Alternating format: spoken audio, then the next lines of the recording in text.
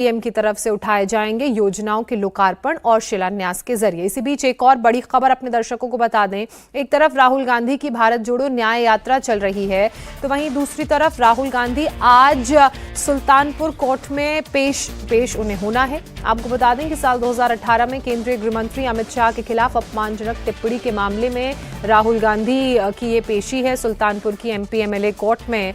और राहुल गांधी ने दरअसल 2018 में बंगलुरु में केंद्रीय गृह मंत्री अमित शाह के खिलाफ अपमानित टिप्पणी की थी, जिसको लेकर उस वक्त बीजेपी के जिला उपाध्यक्ष विजय मिश्रा ने शिकायत की थी। और जो उनकी शिकायत है उसी के आधार पर सिविल कोर्ट ने राहुल गांधी को मानहानि मामले में समन जारी किया है। ये मामला पिछले 5 सालों से जारी है और आज राहुल गांधी को इस मामले में पेश होने के लिए कहा गया है। अब देखना यह है कि राहुल गांधी क्या कोर्ट पेश होने के लिए जाते हैं या वीडियो कॉन्फ्रेंसिंग के जरिए उनकी पेशी होती है, या किस तरह की बातें राहुल गांधी की तरफ से कही जाती हैं। रुचि कुमार हमारी सहयोगी हमारे साथ जुड़ चुकी हैं।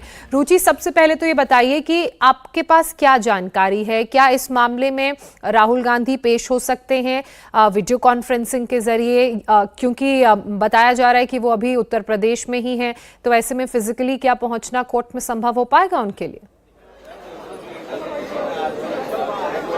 जी देखिए, राहुल गांधी अब से कुछ देर बाद यहाँ कोर्ट में आएंगे और कल जयराम रमेश ने, जो कांग्रेस के बड़े नेता हैं, उन्होंने कहा था कि जो भारत जोड़ो न्याय यात्रा है वो बीच में थोड़ी देर रोकी जाएगी, सुबह वो यात्रा नहीं चलेगी, राहुल गांधी को कोर्ट में पेश होना है। तो राहुल गांधी, ये सुल्तानपुर की कोर्ट है और पीछे हमारे एमपी एमएलए कोर्ट है जहां राहुल गांधी की पेशी होगी। अब राहुल गांधी जहां पे रुके हुए हैं मुंशीगंज में, वहां से वो निकल चुके हैं, सड़क मार्ग से आ रहे हैं और कहा जा रहा है कि आधे घंटे में वो यहां पर कोर्ट में पहुंच जाएंगे। जो उनके ऊपर मानहानि का मुकदमा है, उसमें जिस तरह की धारा लगी हुई है, उसमें अगर वो दोष सिद्ध हो जाता है तो 2 साल की सजा राहुल गांधी को हो सकती है। अब ये जो मामला है 2018 का है, जैसे आपने बताया कि जो बंगलुरु में राहुल गांधी ने अमित शाह, जो उस समय बीजेपी के अध्यक्ष थे, अब गृह मंत्री हैं, उनके ऊपर जो बयान दिया था उसको मानहानि माना था विजय मिश्रा ने, जो पार्टी के पुराने कार्यकर्ता हैं। अब पिछले अभी जनवरी में, दिसंबर में इसी कोर्ट ने समन जारी किया था राहुल गांधी को। जब जनवरी में डेट लगी 18 जनवरी को इस साल इस कोर्ट में, तो राहुल गांधी के वकील ने ये कहा कि राहुल गांधी भारत जोड़ो न्याय यात्रा में असम में हैं और वो इतनी जल्दी कोर्ट में नहीं आ सकते। तो कोर्ट ने आज की डेट लगाई है। अब क्योंकि समन है तो जो वकील है उनका ये कहना है कि राहुल गांधी कोर्ट में आएंगे, वहां बेल एप्लीकेशन है और क्योंकि सजा 2 साल से कम की है तो उनको बेल यहाँ कोर्ट में मिल जाएगी। लेकिन क्या होगा इसके लिए इंतजार करना पड़ेगा। यहाँ पे कोर्ट में सब इंतजाम है।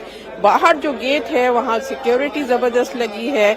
जो कांग्रेस के समर्थक हैं वो वहाँ पर जमा हो रहे हैं और अब इंतजार किया जा रहा है राहुल गांधी का, और यही रास्ता राहुल गांधी को कोर्ट में लेके जाएगा इस मुकदमे को लेकर। अच्छा रुचि, इस पूरे मामले में कितने बजे हियरिंग शुरू होनी है? राहुल गांधी के कितने बजे तक पहुंचने की उम्मीद है?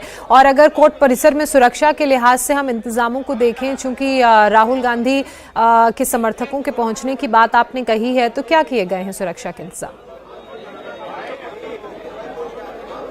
देखिए, ऐसा कहा जा रहा है कि राहुल गांधी, जो जयराम रमेश ने कहा था, उन्होंने कहा था कि 10 से उनको कोर्ट में पेश होना है। तो राहुल गांधी की आज की जो यात्रा का कार्यक्रम था, जो सुबह का कार्यक्रम था, वो स्थगित कर दिया गया, वो नहीं होगा। अब 2 बजे राहुल गांधी फुर्सतगंज पहुंचेंगे और फिर रायबरेली में उनकी आज भारत जोड़ो न्याय यात्रा निकलेगी। अब उसके पहले वो कोर्ट आएंगे। बस जिस तरह के यहाँ इंतजाम है और जो वकील है उनका ये कहना है कि मुश्किल से आधे घंटे में राहुल गांधी यहाँ पहुंच जाएंगे। अब ये कोर्ट है, सेशन कोर्ट है सुल्तानपुर की, जो आने वाली सड़क है, जो चौराहा है, सब जगह सिक्योरिटी के जबरदस्त इंतजाम है। बाहर जो गेट है, मेन गेट है इस कोर्ट के अंदर आने का, वहां पर बड़ी तादाद में पुलिस है, क्योंकि कोर्ट में भीड़ बहुत है। कई सारे मुकदमे यहाँ पर हैं, वकील हैं जिनके केस हैं, वो सब आ रहे हैं, तो सबकी लाइन आज लगवाई गई है।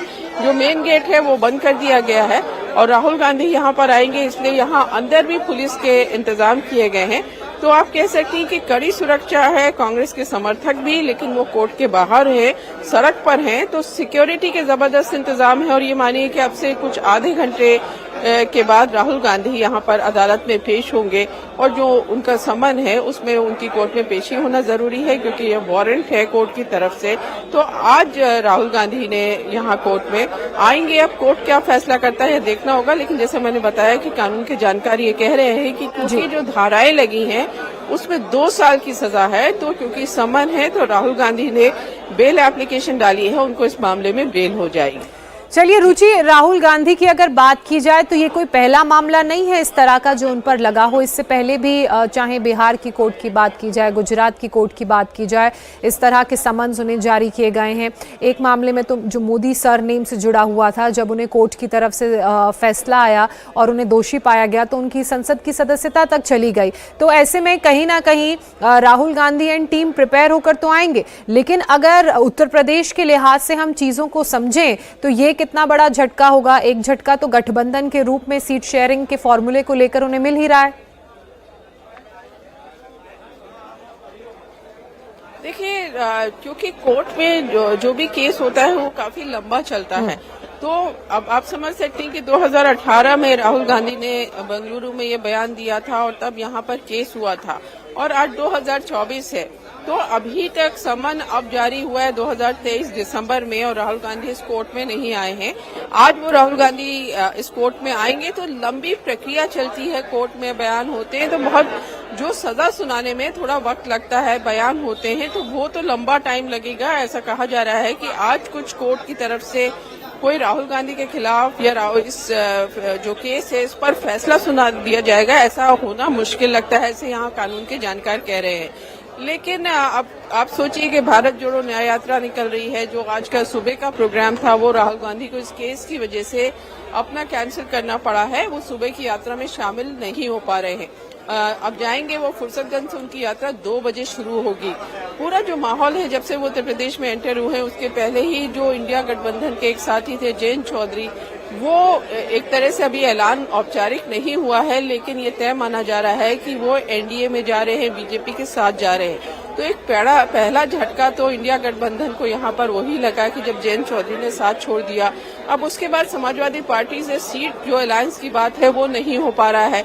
अखिलेश यादव की तरफ से कहा गया था कि वो अमेठी या रायबरेली में राहुल गांधी की यात्रा में शामिल होंगे, लेकिन राहुल गांधी की यात्रा अमेठी से अभी आज अमेठी में है, लेकिन अमेठी से एक तरह से निकल गई है। कल यहाँ पर उनकी यात्रा थी, आज रायबरेली में यात्रा है, लेकिन अखिलेश यादव के आने का कोई प्रोग्राम नहीं बना है, क्योंकि अखिलेश यादव ने बिल्कुल साफ कर दिया है कि जब तक गठबंधन में सीटों का ऐलान नहीं किया जाएगा वो राहुल गांधी की भारत जोड़ो न्याय यात्रा में शामिल नहीं होंगे।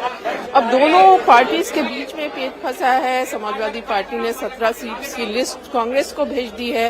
अब कांग्रेस को ये तय करना है कि उन 17 सीटों के साथ वो लोकसभा चुनाव में समाजवादी पार्टी के साथ जाना चाहती है कि नहीं। कांग्रेस का भी जवाब नहीं मिला है, तो जो गठबंधन है वो फंसा हुआ है। लोकसभा चुनाव बहुत नजदीक है, तो आप समझ सकती हैं कि कांग्रेस के लिए पहले से ही उत्तर प्रदेश में कांग्रेस की हालत अच्छी नहीं है। इस समय अगर आप देखेंगी तो सिर्फ 1 एमपी है और विधानसभा में सिर्फ 2 विधायक कांग्रेस के हैं, तो पहले से ही हालत खराब है कांग्रेस की। और ऐसे में जो गठबंधन की बातचीत चल रही थी उसमें भी जिस तरह की बातचीत चल रही है, जो इंडिकेशंस मिल रहे हैं वो कांग्रेस के लिए अच्छे इशारे नहीं कर रहे।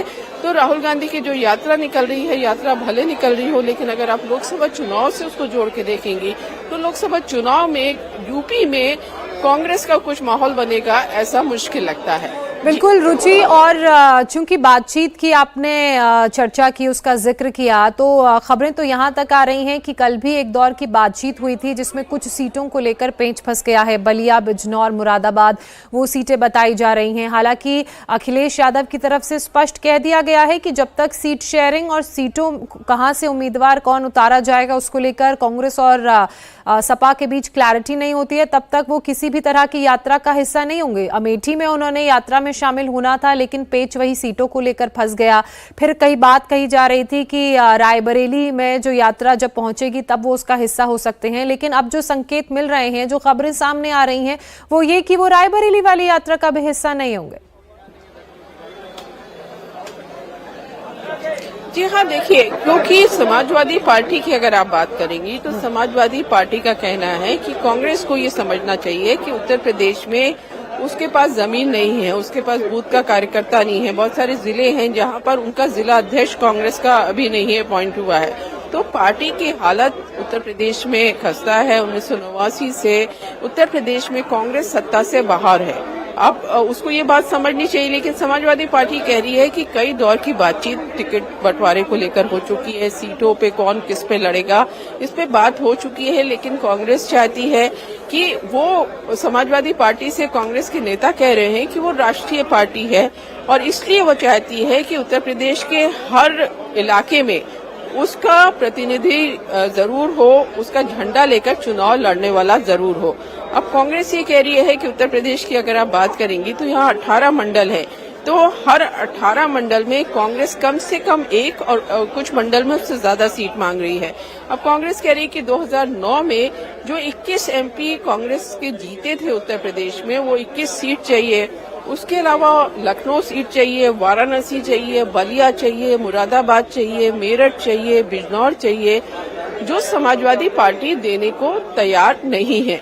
अब आप समाजवादी पार्टी की जो लिस्ट देखेंगी, जो अखिलेश यादव ने कैंडिडेट्स का ऐलान किया है, 27 कैंडिडेट का ऐलान किया है।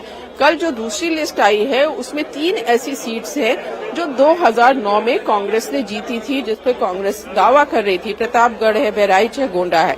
इसके पहले भी जो लिस्ट आई थी समाजवादी पार्टी की, उसमें भी 5 ऐसी सीट हैं जो 2009 में कांग्रेस ने जीती थी, जिसमें उन्नाव, खीरी, धौरहरा, फर्रुखाबाद और अकबरपुर सीट्स हैं जो कांग्रेस चाह रही थी। तो अब ये तो समाजवादी पार्टी ने साफ कर दिया है कि जो कांग्रेस चाह रही है वो नहीं हो पाएगा। वो अपनी तरह से सीटों का बंटवारा करेगी, जहां वो मजबूत है, उसको ऐसा लग रहा है कि वो जीत सकती है, वो सीट वो कांग्रेस को देने को तैयार नहीं है। कांग्रेस ये कह रही है, समाजवादी पार्टी ये कह रही है कि कांग्रेस बहुत सारी ऐसी सीट मांग रही है जो मुस्लिम बाहुल्य है। अब जैसे मुरादाबाद मांग रही है, जो समाजवादी पार्टी देने को तैयार नहीं है कांग्रेस को। मुजफ्फरनगर मांग रही है, मेरठ मांग रही है। समाजवादी पार्टी का कहना है कि इन सीट्स पर हमारी अच्छी तैयारी है और हमारे जीतने के यहाँ पर चांस है। अब कांग्रेस के लोग समाजवादी पार्टी के नेताओं से कह रहे हैं कि हमने बहुत लोगों को वादा कर दिया इस सीट पर कि हम टिकट देंगे, तो इसी को लेकर पेच फंसा है। अब कांग्रेस का कहना है कि समाजवादी पार्टी ने 17 सीट जरूर ऑफर की हैं कांग्रेस को, लेकिन उसके साथ एक चीज और कही है कि 4 से 5 सीट ऐसी होंगी जिसमें उम्मीदवार समाजवादी पार्टी का होगा जो कांग्रेस के सिंबल पे चुनाव लड़ेगा। तो इसके लिए कांग्रेस फिलहाल तैयार नहीं है और मामला अटका है। अमेठी से यात्रा राहुल गांधी की एक तरह से निकल चुकी है, रायबरेली में आज जारी है और ऐसा कोई भी यहाँ पर संकेत नहीं मिल रहा कि अखिलेश यादव आज की रायबरेली की यात्रा में शामिल होंगे। जो रायबरेली में समाजवादी पार्टी के अध्यक्ष हैं, उनको किसी भी तरह की तैयारी करने को नहीं कहा गया है। चलिए, मगर खबर है कि प्रियंका गांधी रायबरेली में यात्रा में शामिल हो सकती हैं। अब देखना यह है कि किस तरह का रिस्पांस मिलता है, क्योंकि इस बार पार्टी की तरफ से कोई प्रत्याशी का अनाउंसमेंट भी नहीं किया गया है और रायबरेली को लेकर भी लगातार कांग्रेस जो है वो बीजेपी के निशाने पर है। चाहे हम स्टेट बीजेपी की बात करें, राज्य सरकार की बात करें या केंद्रीय मंत्रियों की, लगातार वो कांग्रेस को